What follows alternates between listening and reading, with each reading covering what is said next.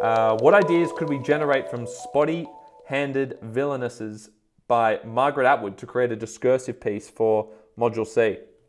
Now again, I'd have to have a look. These questions are just coming in because there's like 19 prescribed texts. I basically dealt with all of them at one point in time, but they do become scrambled because there's so many prescribed texts under Module C. So I'm not going to, make anything up right now because it's not right at the forefront of my mind because I haven't looked at this one either for a couple of months. We did something about challenging conventions in literature, something about challenging archetypes in literature, like the way certain people are perceived. Atwood is an outspoken feminist, so she might be presenting this very feminist perspective on something, I would assume.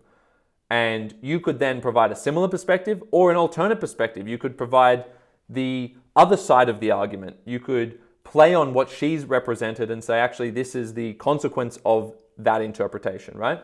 But I think we ended up relating in a particular piece for a student, we ended up challenging how, I think it was about like toxic masculinity or something like that. It seemed to be a topic that related to this. This is just from memory. Maybe it was toxic femininity.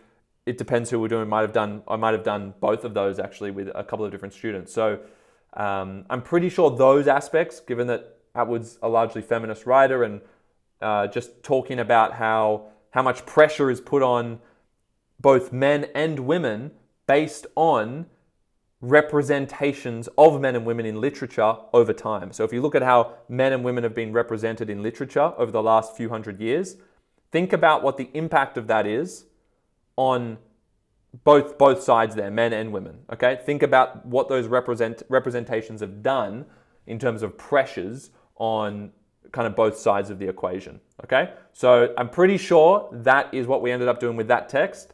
Hopefully that's making sense. If it's not making any sense, maybe I've got the wrong text that I'm thinking about, but I'm pretty sure that relates.